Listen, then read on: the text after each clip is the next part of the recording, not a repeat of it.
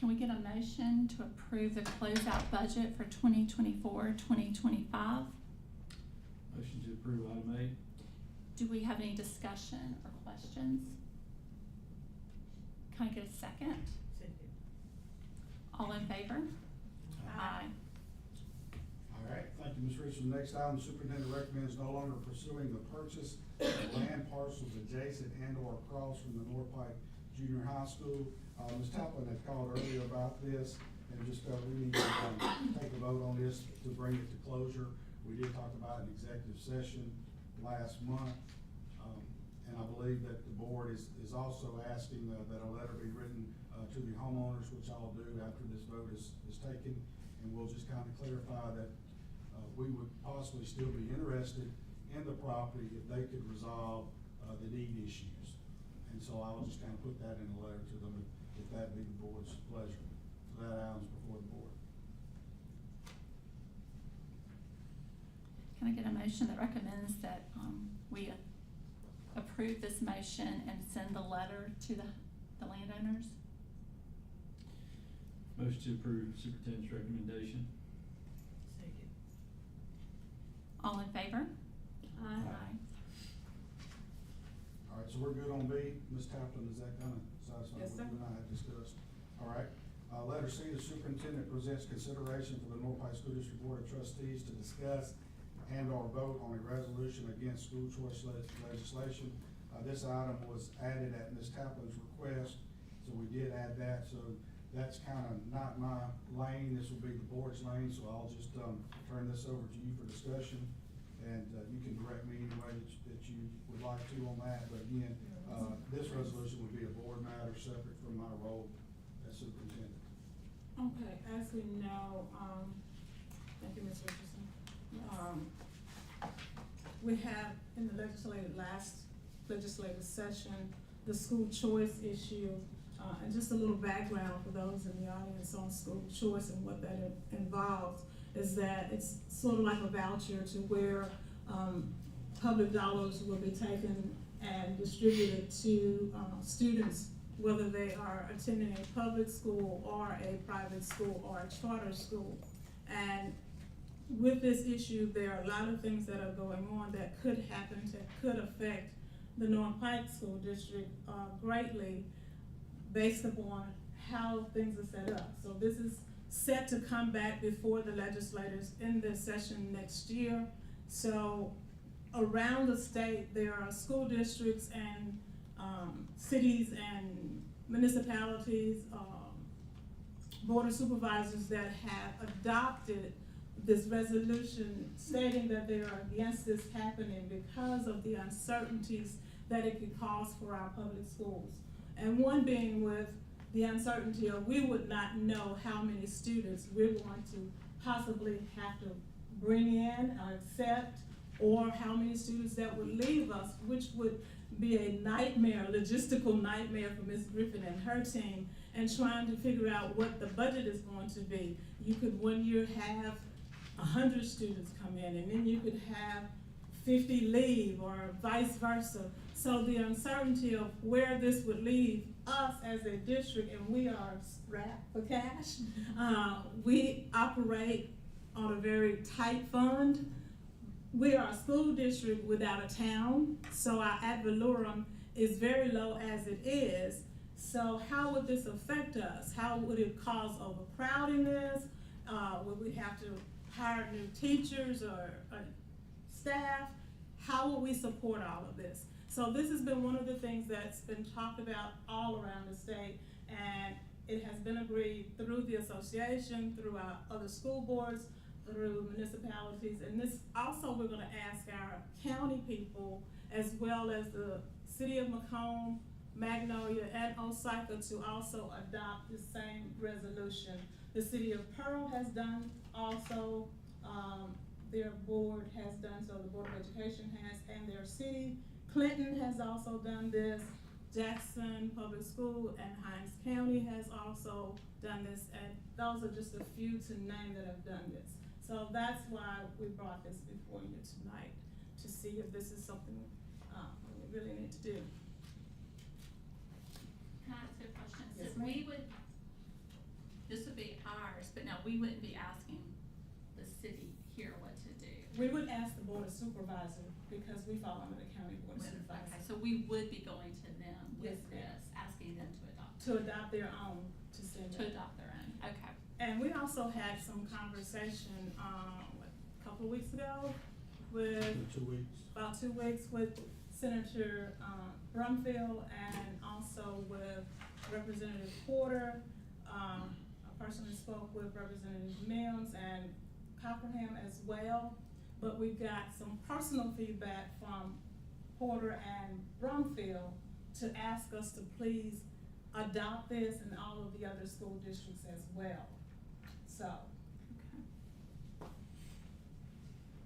Any more discussion? Questions?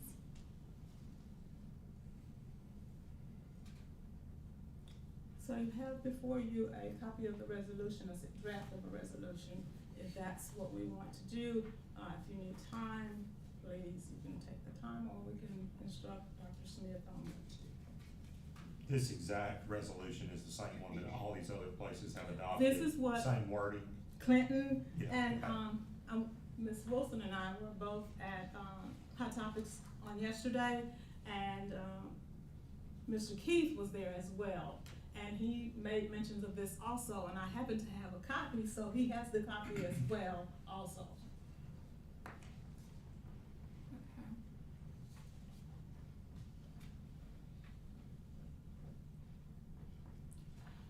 Do you wanna get a motion that Yeah. we would? We have to, if we Okay. can do that.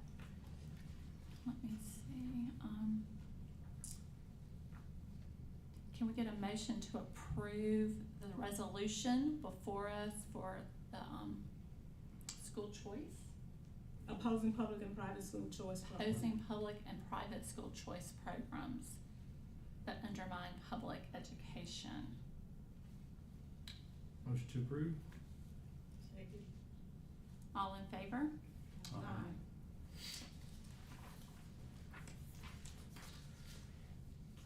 All right, Ms. Tappan, would you like that publicized, or would the board like that publicized in any way? You wanna give me direction on that, I'd be happy to take it. That's left up to the board as how we want to do it. I mean, our minutes and stuff, I mean, everything's sent through the newspaper. Right, So, I mean, okay, the same way we normally publicize anything is, okay, all right, fair enough. Okay. Just for the board's information, the, Enterprise Journal did contact me regarding, an article that they're writing on school choice. To be very honest, I was a little hesitant, in my role to, verbally, get into an interview. So they did agree to submit me questions, which I put in writing, so that, should, it not reflect my words, I have documentation that in fact, That's fair enough. I just, if they were to quote and say that I refused an interview, technically, I guess that's true, but they did email me the question, so, I just felt with a topic like this, I didn't wanna leave anything to chance, I wanted to have some backup there, so, anyway, so if you see that, I don't know when it will be printed, but I think it will be in the coming days, okay? Okay. Okay.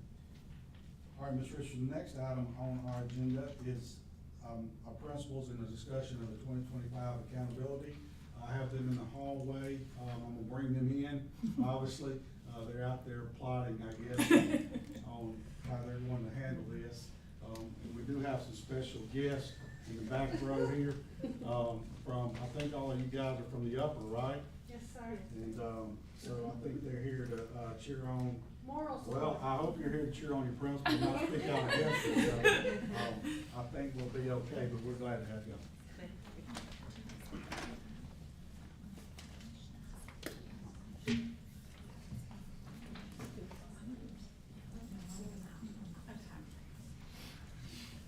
Ms. Tappan, I do, this is from you.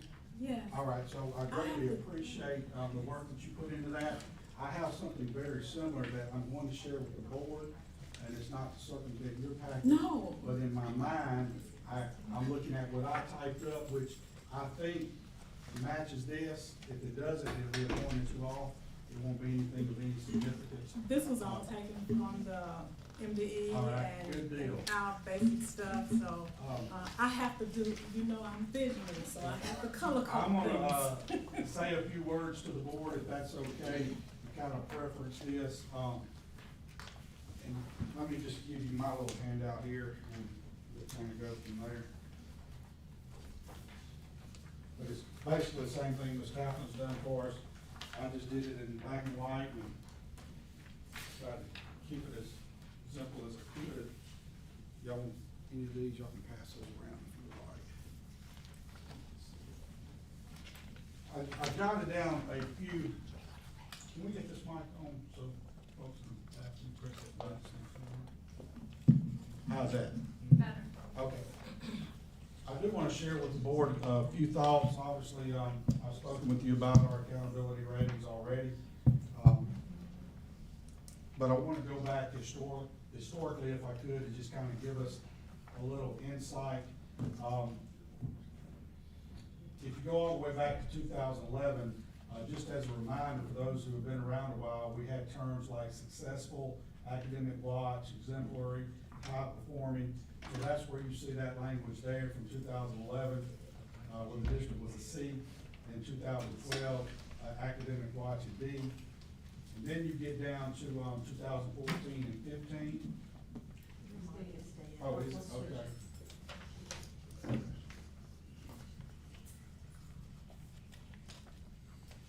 Is that better? Let's see if you got to turn it back on. Glad we don't take this on That's right. All right, how's that? That's better. Okay. So again, just kind of going back historically here. You'll see there in 2014, 2015, you'll see that phrase there, without a waiver. That was some transition in the accountability model and how things were done. So the district was a B, but without a waiver, meaning if they had taken the true scores, we would have been a C, both 2014, 2015. Then in 2016 is where we get into the current accountability model that we now are in. And so that's really where we can spend our focus. And you'll see that in that first year, we're at 549 points, a C. And I won't go through each year with you because we've done that before. Then, of course, we get to 2019, which is an important year, obviously, because that's kind of our baseline after COVID. So we come back in 2021, which we did take tests, but we just maintained that same ranking that we had prior to COVID. So once we returned from COVID and had somewhat of a normal year in 2022, but if you'll remember, that was 21-22. Omicron did set in that first semester, and we battled with that again almost for an entire semester. So coming back off of COVID, the district was 628 points a B. Then you can see there 2023 going up 20 points to 648. And then, of course, last year we had our very good year where we jumped up to 672 and earned an A rating for the first time.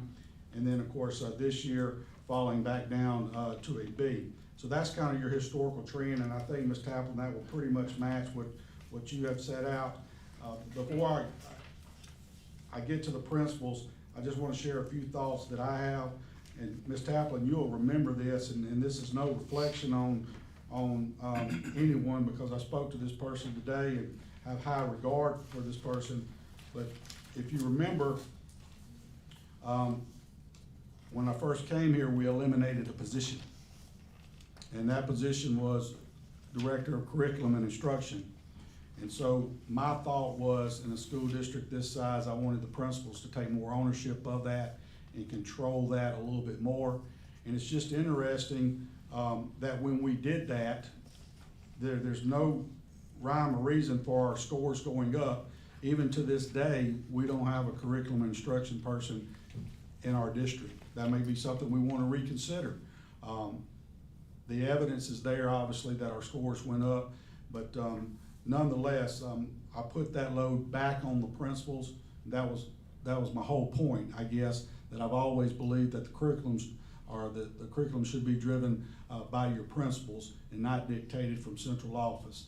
That may be a little bit different philosophy in bigger districts, but for this one, that was kind of my philosophy, and this board went along with that and allowed that. I think Ms. Taplin, you may have had a question about that at the time, and she gave me a little leeway. So that's a little historical context from that standpoint. So here, I just want to make 5 quick points if I could. Our principals are here tonight, and I'm here obviously, and we welcome the opportunity to come before this board to discuss accountability. And I think you can agree with probably each of these points that I'm about to make, so I'm gonna read them. I'm confident of 5 things. 1, our teachers are more aware today than ever about the accountability model and how schools scores are derived. I really believe that. I know that I've had teachers express that belief to me. I know that they've expressed it to our principals, and we've done a really good job of teaching them the accountability model and where those points are derived from. So I believe that to be true. Teachers in the back row, you should say amen. Amen. All right, thank you. Number 2, the right people are in the right place to correct the negative losses. I believe we already have them in place. And I believe that it's important not to overreact by overanalyzing and overcorrecting. We had a bad year. In a lot of cases, you can say it was a good year. A lot of folks would love to be where we are as a B. But once you get to become an A, and then you fall back to a B, it hurts a little bit, it stings. Number 3, never has our academic focus been stronger across all schools than it is today. And what I mean by that is we've got all 4 schools and our Career Technical Center focused on the accountability model and how we can best serve kids and gaining those points while also doing all those other things that we're responsible for. Number 4, the leadership that contributed to us becoming an A are the same people in the room tonight. So I don't want to lose sight of that. So as I kind of explained or spoke last week, or last month rather, we recognized our principals and our teachers and our staff, and we all did well. And when our scores drop a little bit, it's only fair that they come before this board and either give explanation or just talk with you and have a good conversation about where we're going this year. Again, I do want to stress that I don't want them to overreact and do some crazy things that's not going to benefit us. And I don't think that they have. But I'm confident in the team that we have before us. I'm confident in that back row back there. I know that they're the right people for the job. And number 5, here's where we got to really think about where we're headed. The cut scores are going to change. And so the difficulty of maintaining an A, B, or even a C is going to be more stressful, more difficult. And I'm just gonna throw something out there and I'm gonna run through these really quick. And I just got them in my own handwriting, and I'm trying to illustrate that point. The cut score is going to change. And when they do, the number of school districts and the number of schools who are A's are gonna be, it's gonna correct itself. So in 2016, statewide, we had 14 schools that were A's. I went back to 2016 because our 14 school districts, because that's when we started this accountability model. The following year in 2017, we had 15. 2018, we had 18. In 2019, that number jumped to 31. When we came back after COVID, we had 45 A districts. In 23, we had 57. In 24, we had 54, and this year we have 52. When you add the B's to that, if you go back to 2023, we had 104 school districts that were either an A or a B. In 2024, that number stayed the same, it was 104. This year, that has dropped to 93. So you're going to see in the coming years, I think, this model correct itself from the COVID years where we've been able to enjoy a lot of growth points. Now, that's not laying a foundation for excuse next year. That's just the challenge that our principals face and our teachers face moving forward. So we'll kind of see where those cut scores are. We don't know what they're going to be yet. But as soon as I get them, this board will have them. So I just wanted to preference what the principals are gonna speak on. So with that, I'll be quiet and let our principals come up and do what they're here to do. I'm gonna have Ms. Smith and Ms. Pyatt come up together. The reason that I've asked them to come up together is because one of the difficulties that we're facing at the lower elementary is the number of kids that we have in our tier process and the number of kids that we have that are labeled SLD and or about to become SLD. So that's a strain on us, and Ms. Pyatt has been working very hard to try to address some of that with Ms. Smith, and because we have such a high enrollment over there, unlike any other school in the district, that just compounds the problem. So when those numbers are up on the SLD side, that hurts us on our proficiencies, okay? So Ms. Can you Pyatt, remind Ms. us Smith, what SLD stands for? severe learning disability. Got you. Now, those kids are in the regular classroom, and they take the test just like regular academic students. Thank you. Specific, thank you.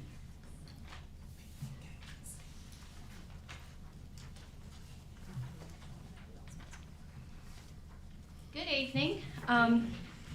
Thank you for tonight and giving us an opportunity to talk. And Ms. Pyatt, I appreciate Dr. Smith putting her with me because she and I work extremely close daily. We are constantly texting or talking for various reasons. I did put at the top our boxes for the accountability model. Just so you can see, you've probably seen this, Dr. Smith has given this to you, but just to identify our areas, you can see we had 2 areas in red.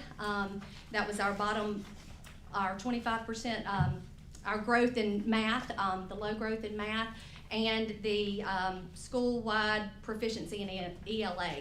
Those 2 areas were down slightly. Everything else we did increase. So I'm really proud of where we are. We did grow 80 points last year, and we grew 46 points this year. So when I took the principal position 3 years ago, there were 3 things that I wanted to kind of focus on, and that was teacher morale, the facilities that we had, and protecting instructional time. And so we've done a lot of things to improve teacher morale. We are constantly doing things. I was a teacher for a very long time, and I still feel the pains that they feel, especially in the beginning of the school year when we are getting new students, and we'll talk about that. But it's difficult to be a teacher, and there's nobody else, on the campus that works as hard as they do every day. So we worked on that. The facilities you've seen, you've taken the time to come by and walk our campuses, and I'm so proud of the way our facilities look and the things that we've done, and that has created a whole different dynamic with parents and students and the teachers. There's just a proud feeling that you get, and our teachers feel it, and our students, they see us taking care of it for them, and they appreciate it. In return, all of that kind of works together to improve things. And then I changed just instructional time, protecting that. There was a lot of movement from the beginning of the day to the end of the day, and we have cut a lot of that out. We have self-contained our 4th grade students, and well, they're departmentalized, but they were changing more often, and 3rd grade was changing classes, so we've kind of cut down traffic, and we keep kids in classrooms, and we instruct, and we give the teachers the flexibility to do that. The other thing, if you'll just go to the right side of that blue box, things that are happening, we've got Spooky Sprint coming up. If you all want to come, that is the best event that we have. It is our PTO, and we raise a ton of money, and we have been able to fund new playground equipment, our digital sign that's out front, that is a wonderful communication tool, and if you hadn't been by, come see our new outdoor classroom. Our teachers are taking advantage of that, especially with the weather cooling off, and it's just campus is just a fun and nice place to be. Let's see, we had open house and book fair Monday night. Our school campus raised $10,000 that night from book fair. We had a ton of people on our campus, and that was nice. Best practices, you can read through those. New teachers, we were training in phonics first. I'm utilizing my teacher assistants more as instructional assistants. They are pulling kids for interventions and doing things in that sense. We're trying to incorporate writing. So, you know, writing to text, responding to text is a wonderful way to make sure kids are reading and comprehending. Last year we had a second grade classroom that was full of students who probably should have been retained, but they weren't. And so we grouped those children and worked on basics that they were missing, and that was a wonderful experience because we pulled our 2 full-time interventionists in to help with the phonics because they were missing some of those foundational things.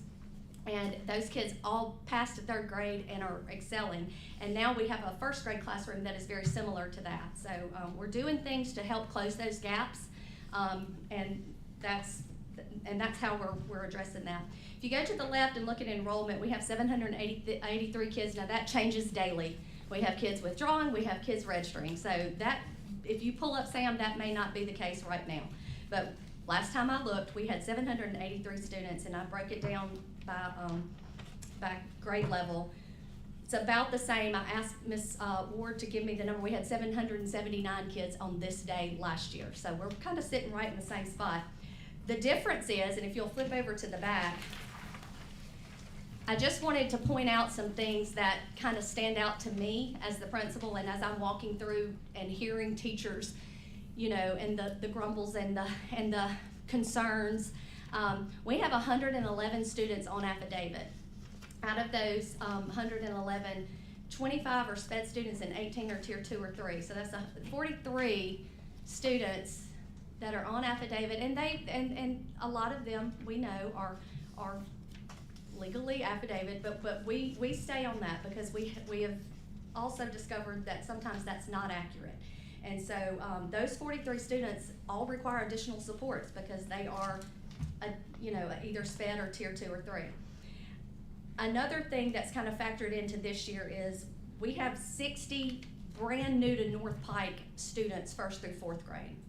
And it's great we get new students, but these students are coming to us from either homeschool, where they've had no instruction basically, or from other districts where they're lacking a lot of skills. In our kindergarten alone, we have 132, 20 of those are affidavit students. Those numbers just stand out to me. And then I broke down our grade levels by SPED and tier 2 and 3. So we have a total, that number 73 should be 77, I'm sorry. So we have 77 SPED students and 142 students that are Tier 2 and 3. So that means that those students require an instructional support teacher or an interventionist or sometimes both. It's a lot.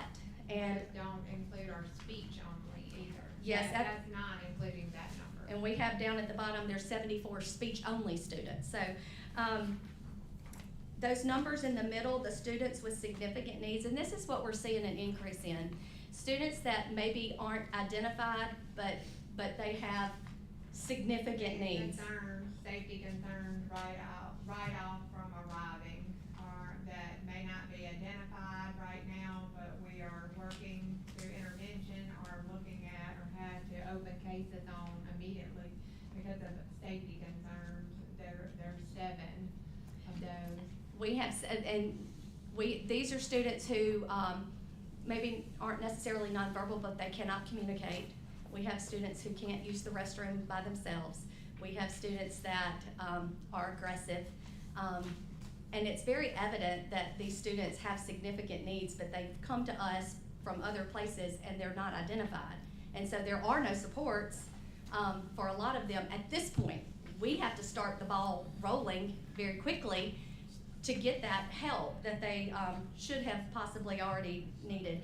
We have 14 self-contained students and 15 resource students. So a resource student is someone who goes into a resource classroom and also spends time in the general ed classroom. So they're requiring a resource teacher and an IST teacher. So it's almost like a double dip. So there's a lot going on our campus, and I've told our teachers, I mean, we love all our kids.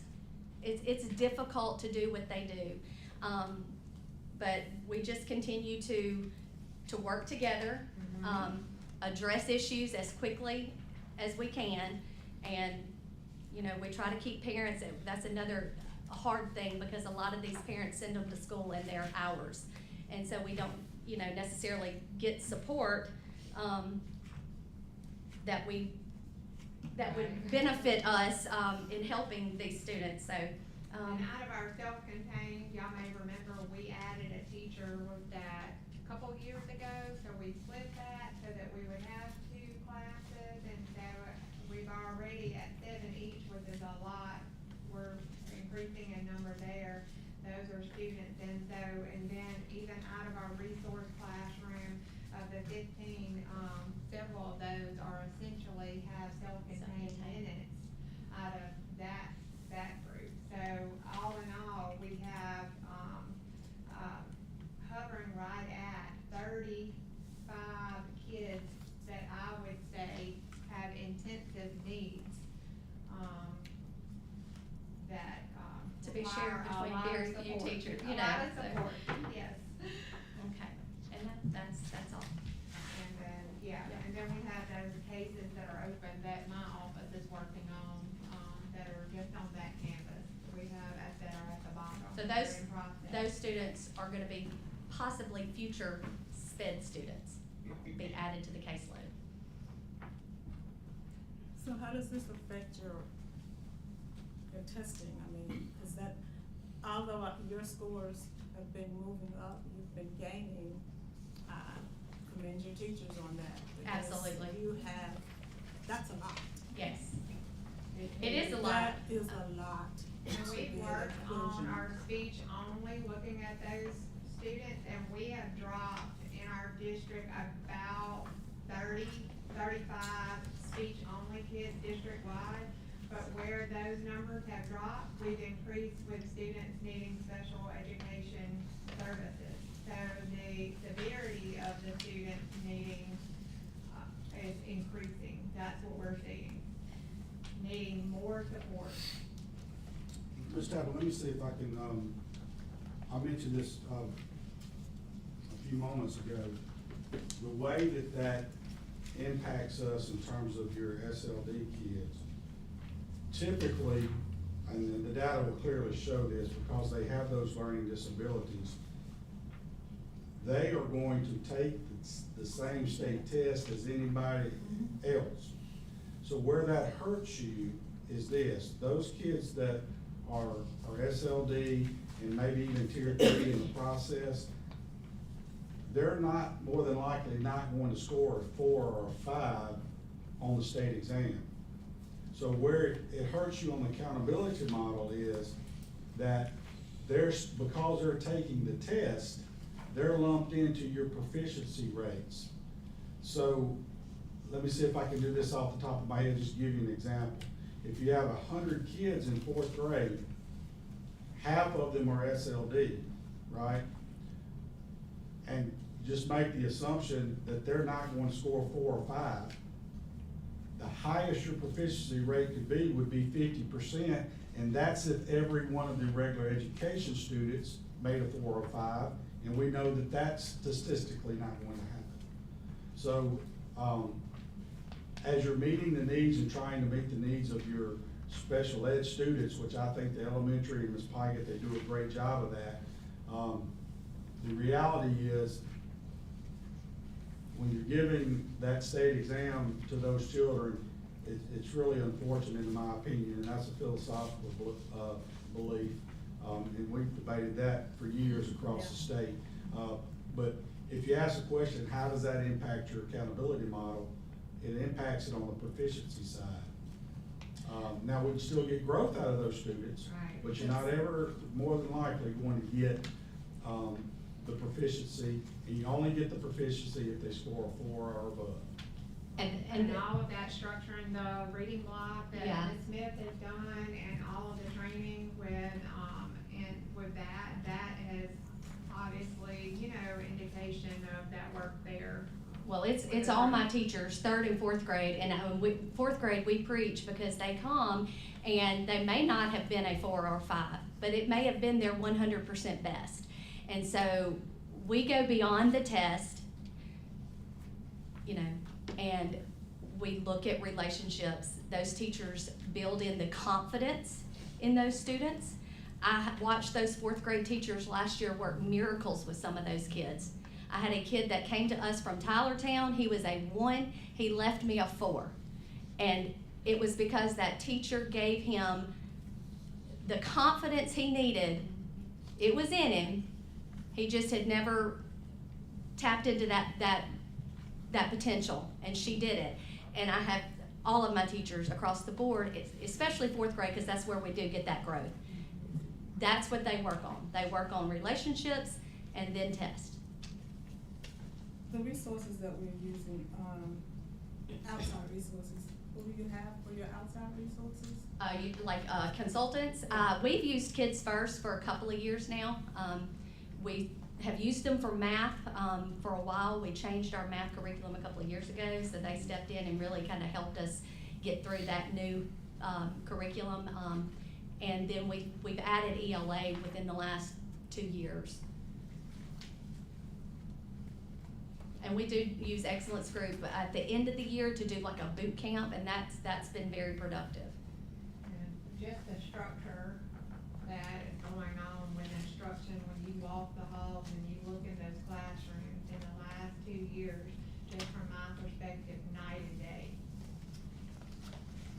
I mean, we're giving all those teachers They are. They're giving working their all butts that off. they can give.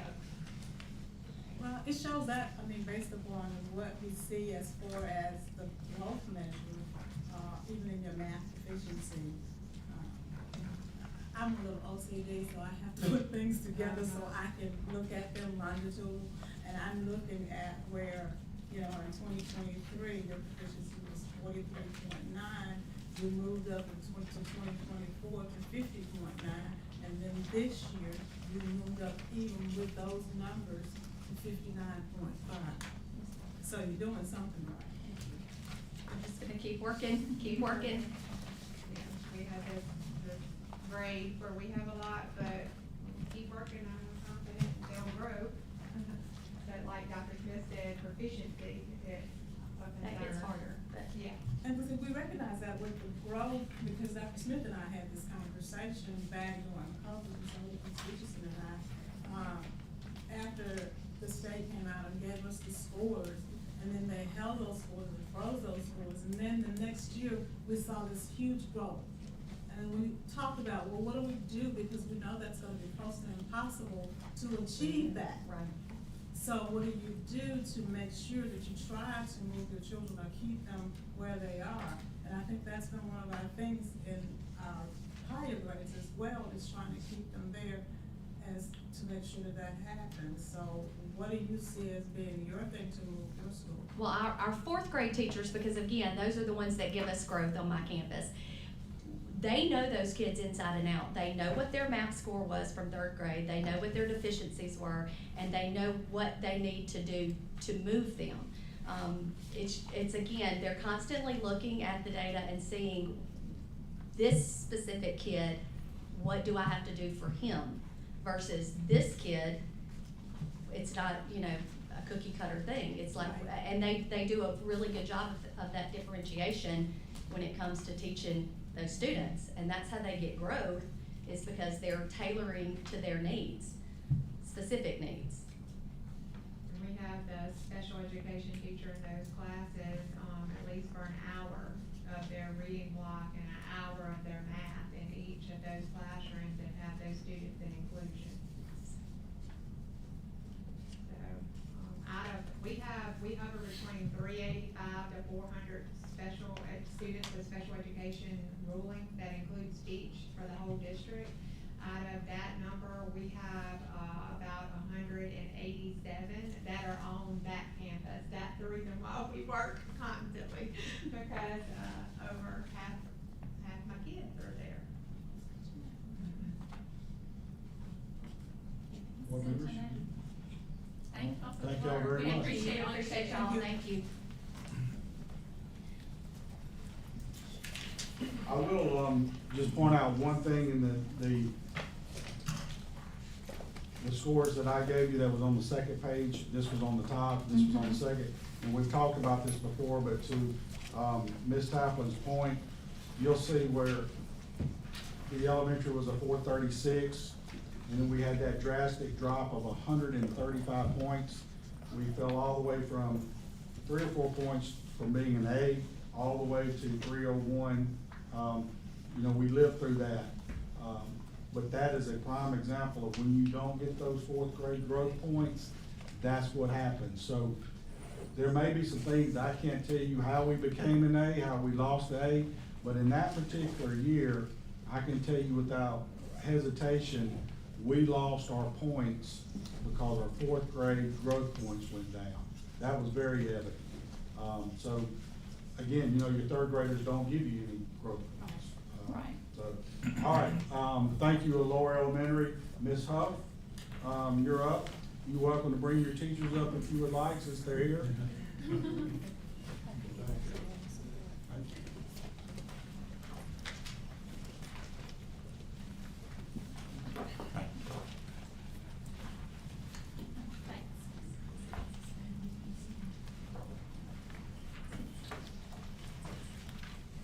Ms. Boyd? Ms. Boyd tried to leave, well, she didn't try to leave, but she did leave us about 4 years ago. And, you know, I'm pretty hard-headed, and if you leave us, we're probably not coming back. But Ms. Huff cried some tears, and that didn't work. So then she called Miss Smith. And then both of them came to see me. And so that's how Miss Boyd came back. But Miss Boyd is a great teacher, and I was gonna take her back anyway. But anyway, this is what happens when you leave us, you come back, so we're glad to have you. All right, so, enough of that. North Pike School Board of Trustees. Unfortunately, North Pike Upper Elementary, we fell short of our goal last school year. Expectations have been set for this year. Our ultimate goal is to improve our proficiency and to ensure every student grows. We do have a new ELA curriculum that's been implemented this school year to ensure that the students are getting everything that they need. In that curriculum, the comprehension is there, the vocabulary is there, and also the writing is there. So our students are now receiving this every single day, a part of our ELA curriculum. Every morning from 7:30 until 8 o'clock is school-wide JAG interventions. When our students took their beginning of the year diagnostic, it created their individual learning paths. So that's what they're working on to help close those academic gaps. Now also for our students that are excelling, we also provide enrichment for them, so they're not just stagnant and staying there. Now for our teachers, I wanted to make sure that they have everything that they need. So I also utilize Kids First for ELA, math, and science. And so whenever they come down and they're on campus, my teachers are not being pulled out of class. Those consultants go into the classroom and they are providing support and modeling, also assisting with the students. So that's an additional support that's set up for our teachers.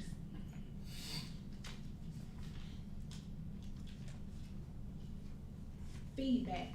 I provide immediate feedback to our teachers, and we also provide feedback to our students. So whenever they have their weekly assessments, or even when they're having class discussions and daily grades, the teachers are pulling them back to their table where they're having small group instruction to provide that feedback.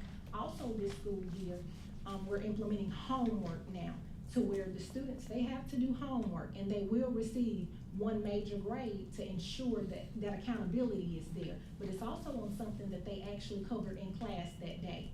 So whenever they come in, again, feedback is being provided. We're working at North Pike Upper Elementary, and unfortunately, last school year, we just didn't meet the mark. But I also would like for all of you to understand, last school year, we received a lot of growth points. So we just didn't get it. From our least performing students, we have our instructional support teachers in the classroom, so they're not pulling our students out of class for instruction. They are in the classroom. They're also co-teaching and providing support in small group.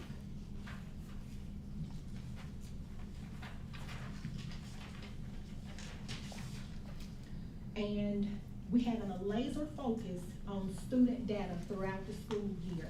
I've had individual meetings with the teachers.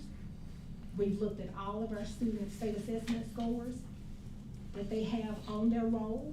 So we've looked at their beginning of the year diagnostic data already, and it is looking promising. We're gonna meet again. We have PLCs Monday through Wednesdays at North Pike Upper Elementary. That's uninterrupted. Grade level, all the ELA teachers are meeting together, all of the math teachers are meeting together. I protect instruction, so we limit any interruptions. So as far as my teacher attendance, they're there. Everybody's on board and we're working day in and day out at North Pike Upper Elementary. I'll give an amen to that. Board members, before you, I was just gonna make a comment about your hard work and your dedication. Now, they're at the upper elementary is very structured. We work together as a team. Our students, they work hard. On tomorrow, we're having our fall fun day. So all of the students will be celebrated for their efforts on our state assessment. Even though we didn't meet our goal, our students are not just testing data students. It's more than just that. But we are working hard. Do you have any questions? Board, if I could, before, if you do have any questions, there was no one more devastated than Ms. Huff. She's beating herself up a little bit too much, I think. We've had those conversations. But I think this was a shock to her with that drop, as well as myself. But again, going back to my statement before the principals came up, we are working together to make sure that we just don't overreact and overcorrect. And I think we're doing that. I think Ms. Huff is doing that and their staff. But anyway, she's the one that got us here, and there's no doubt in my mind that she'll get these points back, just like the lower elementary got their points back. She'll get these back. And so she has my full confidence, and so I'll leave the board with that.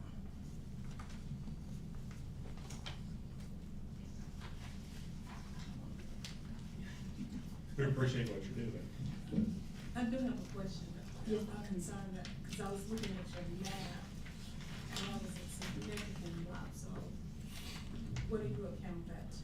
Is that your low growth, or just looking at it all together? No, low growth. Low growth. Low growth. In 2024, if you look, you see all of those growth points we obtained. Mhm. When we received those students, I want everyone to keep in mind, this is the same group of students when the elementary was 5 points away from the A and they dropped down to a D. So when they came to the upper, we received, we provided the instruction and we gained all of those points. So in 6th grade, it was tough for us to get those growth points again. It was kind of like they kind of plateaued. But the good thing about it, possibly Ms. Benefield will gain the points this year.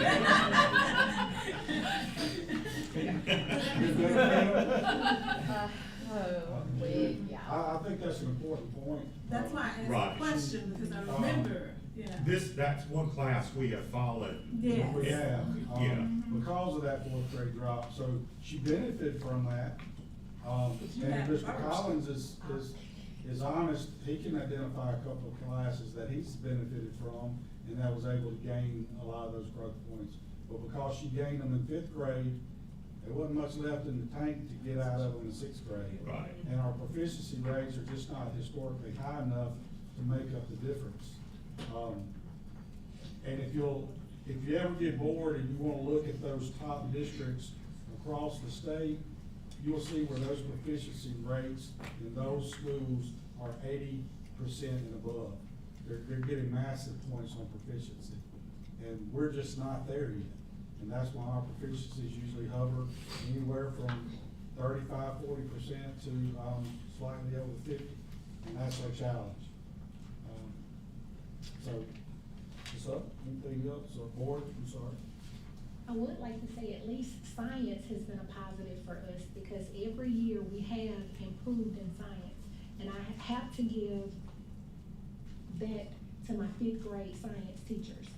They are always enhancing that science vocabulary and meeting with the students, so that is an area that we can shine a spotlight on. We haven't regressed in science. Now, we don't have big gains, but we're continuously gaining, and we haven't regressed in science. Board members, we've talked about science before, and just the reality of that is, Ms. Huff's accurate in what she's saying, but our district science points come from 8th grade science and biology. So, I know Ms. Benefield's gonna address the 8th grade, science score, so that killed us on accountability one last year. The 8th grade. But we know the reason for that, I think we talked about that. Thank you, for all y'all do. You want to introduce your teacher? Yes. Miss Lauren Yarbo, she's one of my 5th grade ELA and social studies teachers. Miss Nicole Boyd, she's our librarian. Miss Juliana Dykes, she's one of my 5th grade ELA and social studies teachers. And Miss Ashley Temple, she's one of my math and science teachers. And just a little spotlight, Miss Temple had 97% proficiency on the 5th grade math and 100% proficiency on our 5th grade science. Very good, thank you.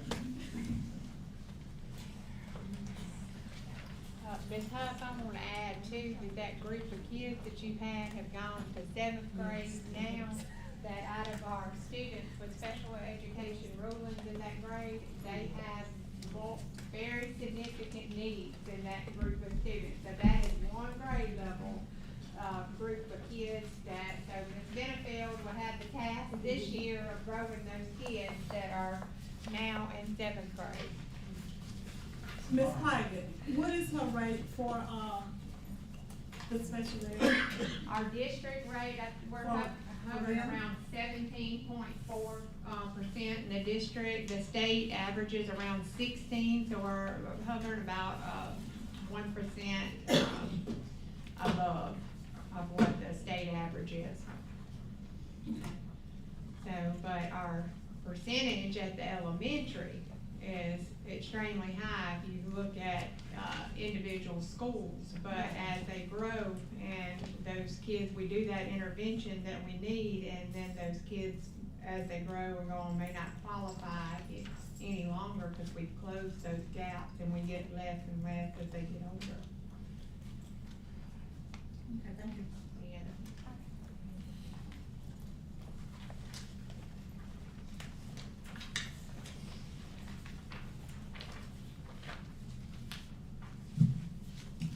Okay, so before we start, I do want to tell you that there are some great things happening at the junior high.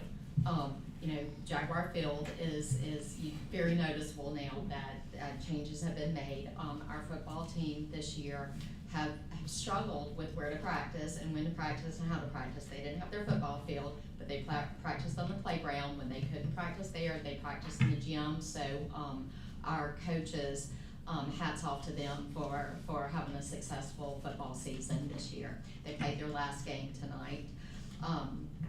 We had a great school start this year. It was seamless. Teachers came in, they got in their classrooms, they started teaching. So that's very positive. We also have strong communication with our parents. And our teachers are continuously texting. We're doing better at getting phone calls to parents when needed.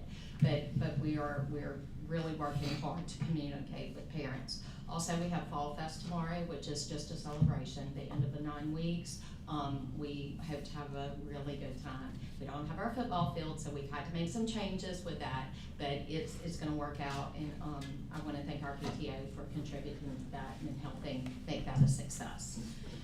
So, we fell bad. Science, you know, we had a teacher with a lot of absences. In October of last year, I had to totally make changes in where teachers were placed. So teachers who were not ordinarily teaching 8th grade science taught 8th grade science, and we never caught up. So I will say that. Math low growth was another area. You know, I've addressed that with teachers. We have things in place that I'm gonna tell y'all about. Teachers are a little bit uncomfortable. We're not changing a lot, but we're asking for some things to be done that are a little bit different, and they're doing it, and they're doing it well. So I do wanna say that. So how are we gonna turn this around and get our points back? There are 3 things that we're really focusing on: instructional coaching and support, targeted student interventions, and monitoring and the use of data. We also partner with Kids First and the Excellence Group, and their partnerships. There is a lot of communication before they ever come into the building about what our needs are, specifically about, you know, individual teachers, our subject area, what our data is, and our goal to increase that. Then our consultants come in, they are in the classes working with students, working with teachers, modeling. I meet with them afterwards. My teachers meet with me afterwards. We follow up, and we just take all of their recommendations, figure out if they're gonna work for us. If they're not, we FaceTime, we Zoom. They are true partners with us, and so we've gotten some really good assistance there. We started last year with ELA really changing what we were doing. That started in December. So we moved away from novels. We are really looking at test-taking strategies, teaching kids how to annotate, asking what author's thinking. So all of these things, and again in ELA, I think we'll see the difference this year in ELA's test scores. We just didn't have enough time last year for that. Targeted student interventions. Last year we did something different where we had learning strategies classes. These are our lowest performing students on state test. They are in small classes, no more than 12 students. It wasn't successful last year, so we've talked, we've made some changes. Within that group of 12 students, my expectation, and this is what makes our teachers a little bit uncomfortable, is they're not teaching to those students. They are sitting down now with those students. They are seeing these students in smaller groups, providing either remediation or front-loading information for new topics. They are sitting with them, catching mistakes as they're making it, providing feedback to the students, being very specific with that feedback, and guiding them through how to get correct answers, and specifically in math. And that's big in math because 8th grade math is a little different. You're having to use the calculator.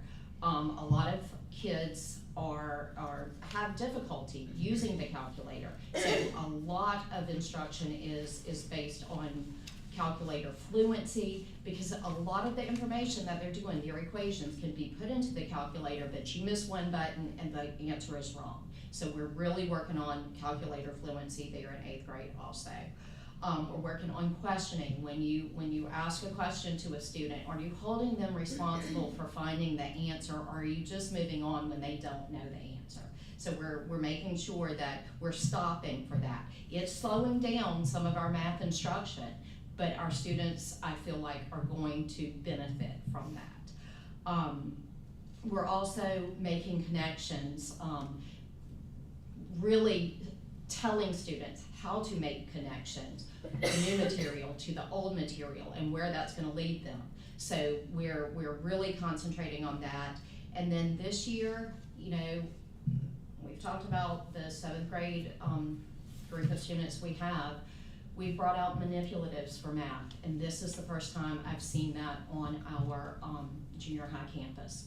But they have to have some type of concrete meaning before they can get to that abstract. So our math teachers are using manipulatives.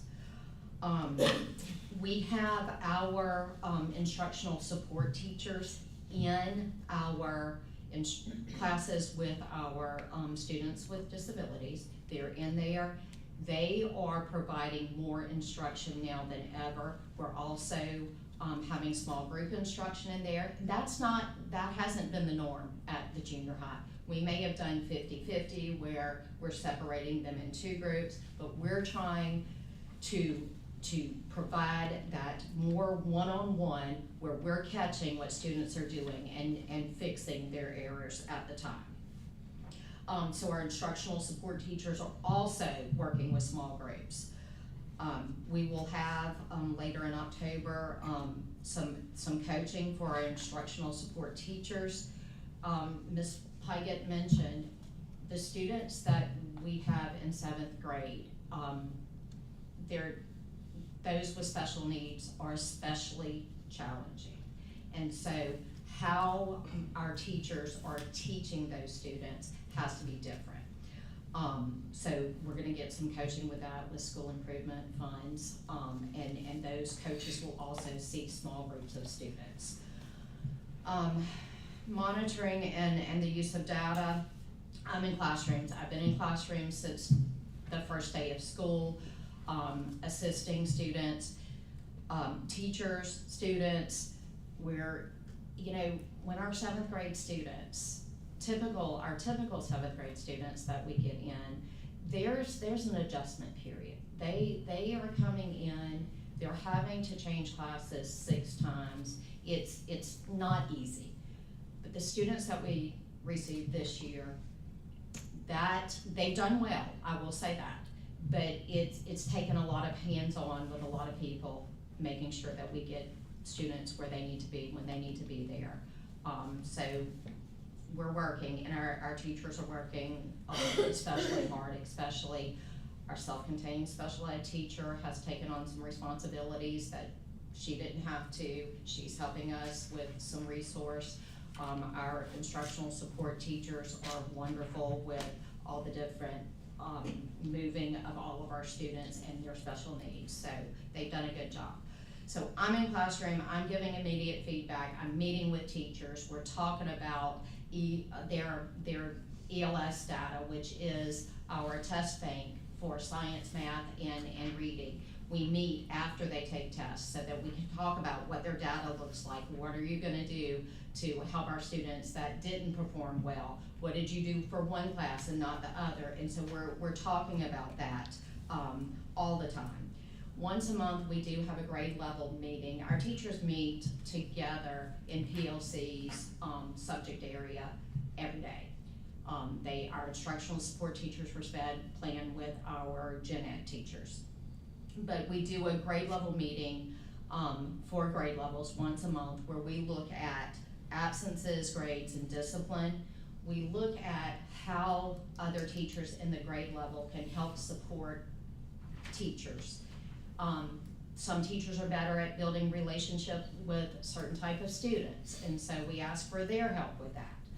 We do school-wide check-ins where everybody has at least 2 people that they're checking in with every single day. Building those relationships, because in junior high, those relationships really, really matter. We just got finished taking our first 9 weeks test, which will be our benchmark, so I'm excited to look at the data and see where we stand. We're working, we are.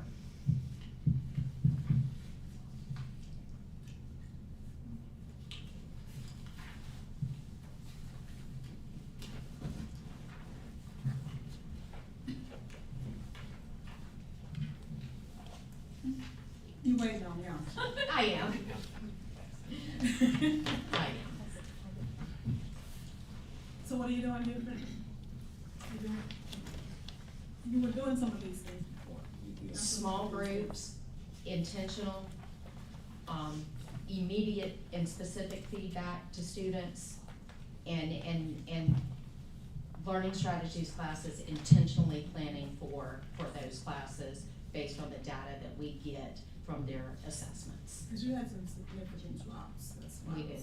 Yeah, We do. And I know you started some of these things, last year, and that's why I was really concerned. We had to- especially with your math, your science, just looking at what you're doing here. Science, we're doing boot camps for students, every 9 weeks. We're also having some coaching support.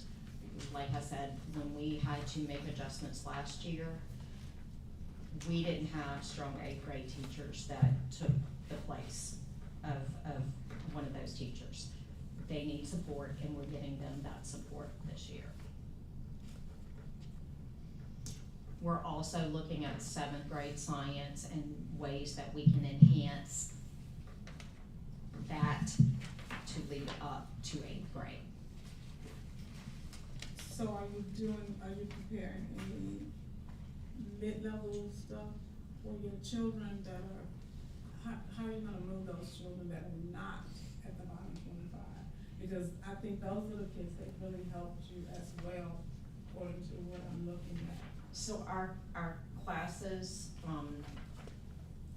we have classes with our higher level students, and those teachers are planning instruction based on their needs too. So we are addressing that too. Do you think there's a possibility for you to move more of those kids to the proficiency area, or are you I'm pretty gonna- much where?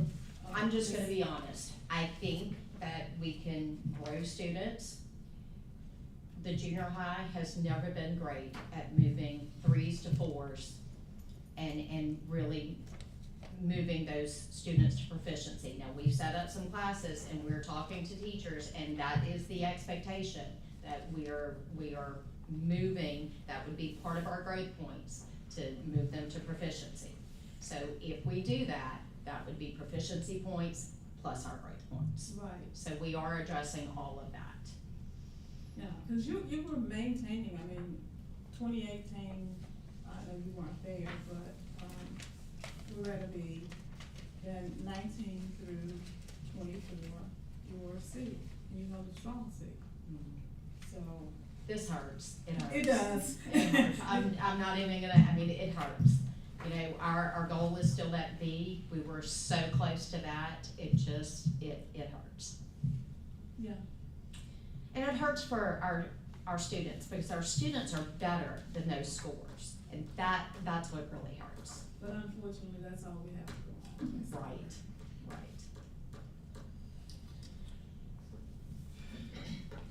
I'm not gonna say anything else after me. Well, I just wanna, we got a lot of folks in this room that are pretty smart, I think.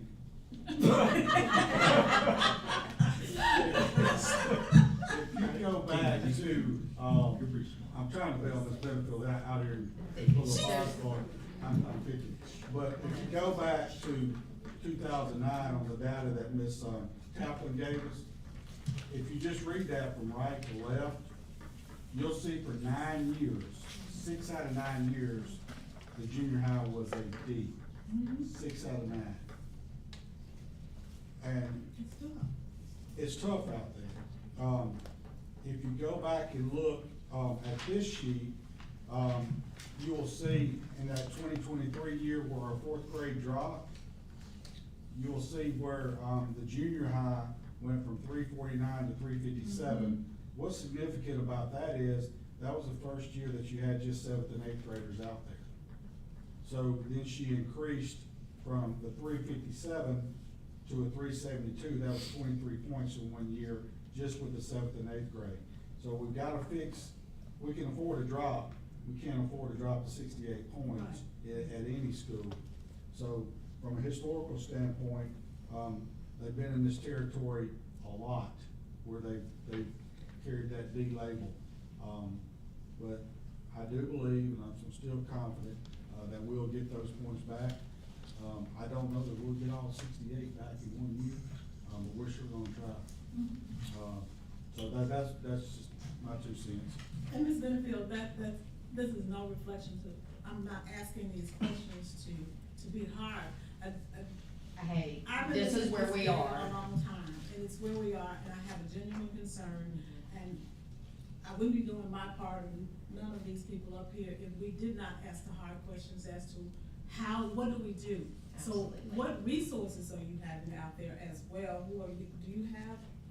Yes, we have partnerships with Kids First and the Excellence Group, and it's truly a partnership. They care about our schools, they care about our kids, so they're in with the teachers. Kids First and who else? Excellence Group. Excellence Group. Kids First is in three, is the Kids First at the high school? They're in all of our schools. They're in all of the schools, yeah. So. It'll be better next year. We'll be looking. Thank you, Ms. Winfield. Thank you. Ms. Collins?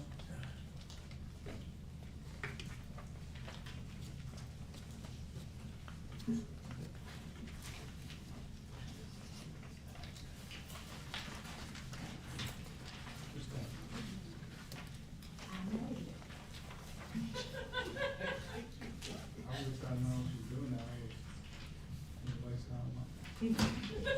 You know, I told you my OCD be kicking in, so I had to put it to where I could see it, so I just, you wanna see my whole presentation?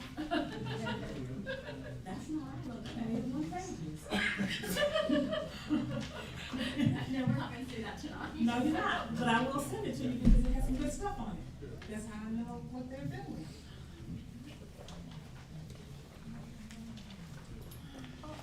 Good evening. Hello. We have Dr. Ryder and she's gonna plug in a second. First of all, reporting from the high school and CTC, Dr. Smith, the first question he asked us to address is to talk about some of the things that are going on in our school that's going good. So I listed on the first couple pages, you have a shorter version of what I talk about. But first of all, athletics so far this year are golf. They have qualified for state tournament. They finished third in our region. We're proud of them. Our volleyball team qualified for the playoff. Currently tonight, we're playing Brookhaven. It will determine if we'll be third or fourth in the region, but regardless, we'll be third or fourth, so we do make it to the playoff. And as you remember, this is our third year with volleyball, and this is the first year we get to compete. So I think that's very, very applauding.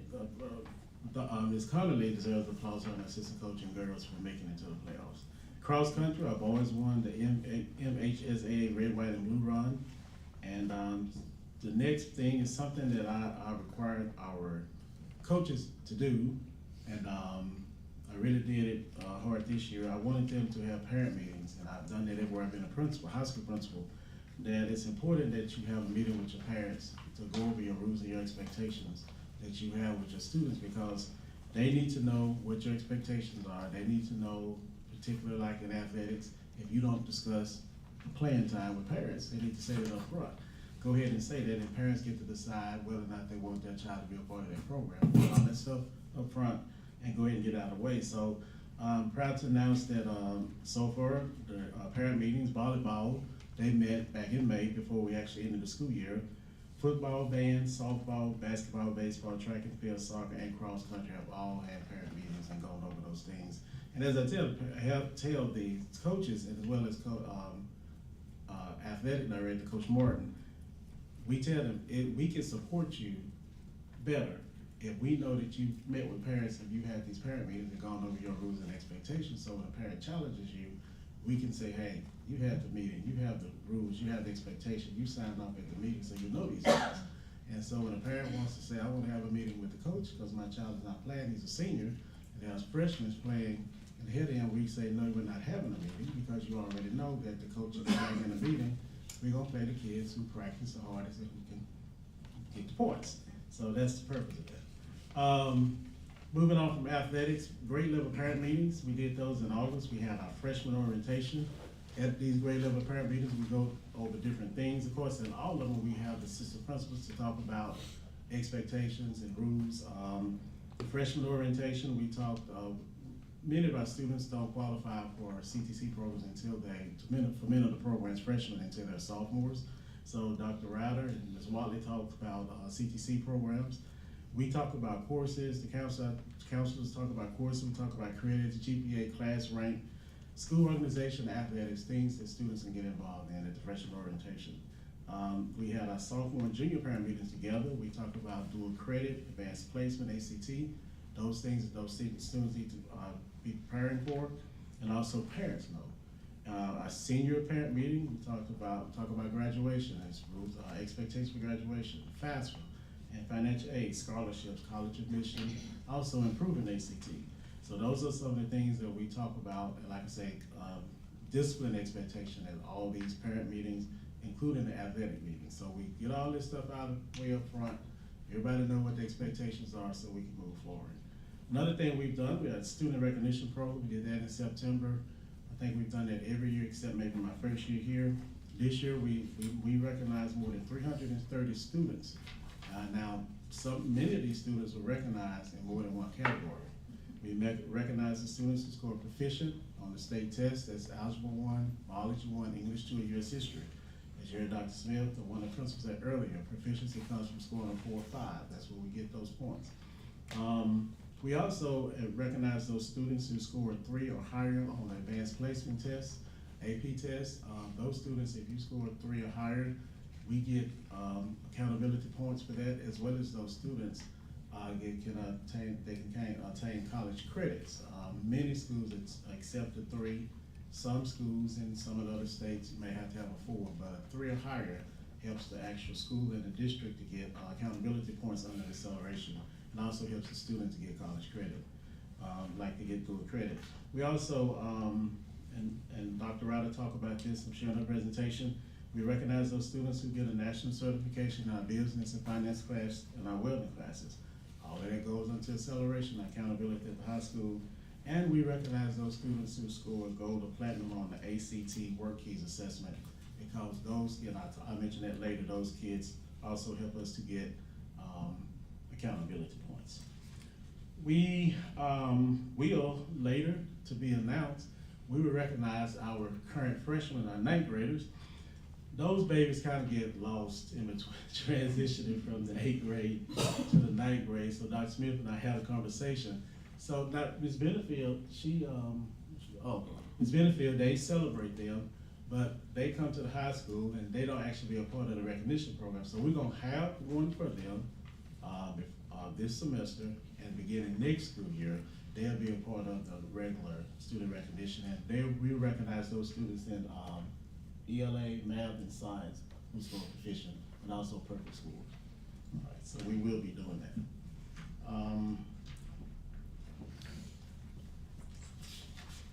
We also had in September 2 induction ceremonies. We had with the CTC, our National Honors Technical Society, NTHS.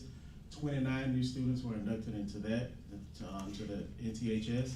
And we had Beta National NTHS together. We had 41 new Beta members. So we're proud of that. We had a law enforcement student assembly in September. That's where we had all 680 kids, give or take, in the gym. And the air was working, it was cool. We had law enforcement from different areas to come, different agencies to come and talk to our students about firearms, trouble you can get in for that, consequences, how you can be impacted, vaping, youth court referrals, what happened if you get one, social media bullying, and things of that nature. We had the youth court judge from Pike County. We had people from Macomb PD. We had an investigator. We had scheduled the district attorney, but he could not make it. So they were very attentive. The students did a great job. They listened. We were in the gym about 50 minutes, and we just talked to them about it. What I wanted them to talk about, what I asked Officer Roberts to help me set this up, or to set it up, because he knows people from these agencies. The students already know what the discipline is. I wanted them to know about these things that can get them in trouble with the law. And that's what they came and talked to them about. So we appreciate that. And that's just, we've done something a little like this before. We wanted to do it in the spring, but we couldn't squeeze it in. So I wanted to make sure we got it in the first part of school. So that will be ongoing. Okay, so that's the happenings at North Pike High School. Now just to talk about the accountability, the overview of accountability. As you know, at North Pike High School, we were an A for the last 2 years, and we dropped from a higher A to a lower A, and then we dropped to a higher B this time. I think we're 14 points below an A now. I want to start by saying this, and this is Collinsology. This is my theory, and I'll try to prove that to you, Ms. Wilson. While we did drop from an A to a B, I feel that we're just leveling out. And where I have some data here that I'll go over to show that we at Norfolk High School, our students and where we are, we're gonna be a high B, low A. I just feel that, being here starting 6 years, looking at the data, just the data that I show you, that's on the current accountability model since 15-16, you heard Dr. Smith talk about that. We're leveling up. Ever since this model, you will see that from 15-16, we progressively increased our points into the last 2 years.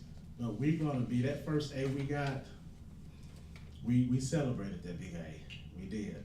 But the A we had last year, I think the lower A, we were only 8 points into an A, and I think that's more of where we are in a high B.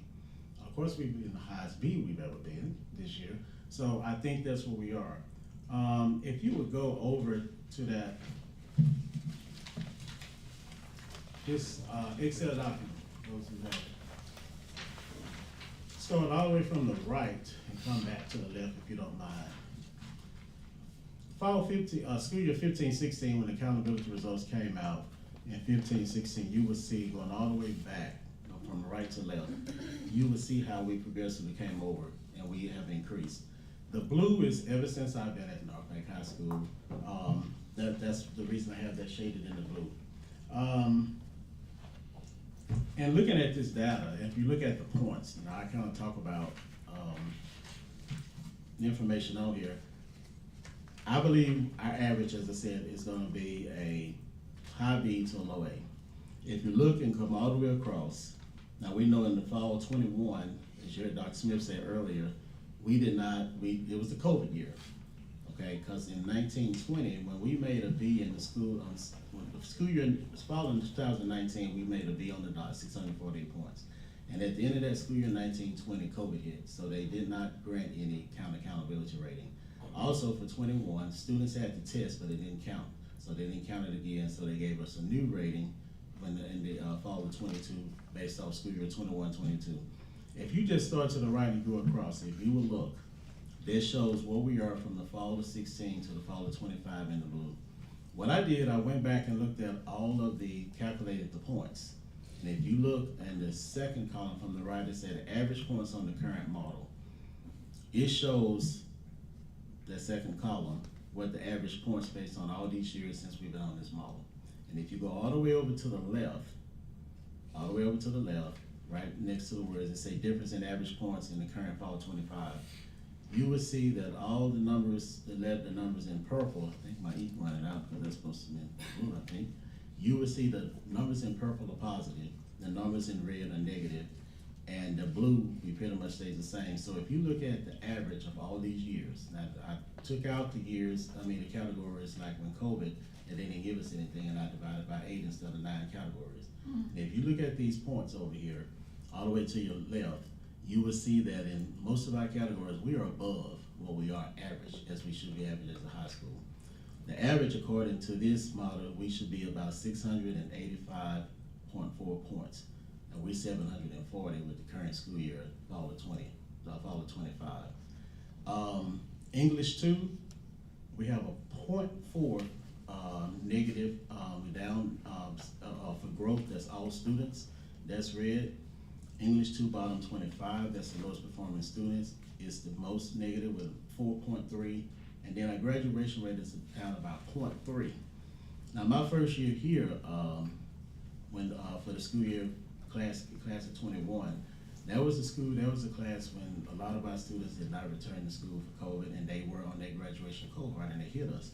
So you would see that the graduation rate was 85.9 if you look all the way at the last column. This past year, remember, I think I told you before, the graduation rate lags a year behind. So like this what we got fall 25, 86.4, that's for the class of 24, not the class of 25. So that class of 24 with the 86.4, that was the first year after the COVID waivers, when all the kids, spared or whoever, did not pass the state test all the waivers were gone. It was back to the real deal. For us teachers, counselors, administrators, we were having a conversation with these students, trying to tell them, but some of them just believed those waivers that had been in place the last 3 or 4 years on the work and it didn't. So in the class of 24, the graduation rate dropped from 91.8 to 86.4. I can tell you, I'm no math person, I was an English person. We've already, graduation committee, administration, counselor, we've already looked at the class of 25. We're definitely should be back 90 plus graduation rate. So the graduation rate, Dr. Smith, I think comes out around December, right before we get out for Christmas. They release those in preliminary and they give us official in January. So for the class of 25, we're expecting a 90 plus graduation rate, so we should be back up there. So this, as I said, I think that we are where we are in the area, in the range that we should be as a high school, North Pike High School, based on the data here, the historical data on this current model. And as I said, you can kind of look and go across from right to left, the 16 all the way to 20, and you can see that information. At the bottom down there, that's just the MDE letter grade, the points that you need to get your letter grade. That count is off. That A shouldn't be by points, should be by 754. So in order to be an A high school, and this is for high school, you need 750 points. As you can see, we at 740, so we're only 14 points below the A. Again, we dropped. We accept that. We dropped the last 2 years, but I think we're actually leveling out. When we talk about, if you look at our categories over here, all the way to the left, English 2 and biology, those are the hardest state tests for our students to pass. We have the most failures in that category. As a principal, some of the resources that we're using, we have the excellence group. They come in and work with our teachers, our state test teachers, and our inclusion teachers. They work with them on making sure on the teacher coaching. The excellent groups work with English 2 and biology 1 teachers. They provide that good teacher coaching and other resources that our teachers can use in the classroom to be successful. Last school year, one of my English 2 teachers got sick right before school came back, was not able to return, and actually had to end up resigning the end of October. And so that was an English 2 person that we had put a lot of training and teacher coaching in, and I had to move someone who was a history teacher in that spot because she had English 2 endorsement to use that to help her. So English 2 did take a hit. If you look up their proficiency, fall of 24 was 51.5, we only dropped 49.7, and then our growth up there went from 75.9 to 69.2. And the bottom 25 went from 63.1 to 61.4. So we didn't do bad at all, really do bad, but we did take a drop in that. We had some students with IEPs, trying to be careful what I say here, with IEP students as well as other students that hit our accountability model this year based on some of the issues and things that they have going on. We knew, I'd already told Dr. Smith we would drop. Actually, I thought we'd drop a little lower than we did, thank God we didn't. But we knew that because one of the things I do when this state test data come out, the first thing I decide is it a teacher issue or is it a student issue? And when I say student issue, some of the things I've heard the other principal, Dr. Smith, say earlier, we got students that you tracked. And when they come to you, you kind of already know what's gonna happen because they got that track record. And you do the best you can with them. That's what the lower elementary did, the upper elementary did, and the junior high did. So you do what you can. So we knew some of the students that were gonna hit our accountability.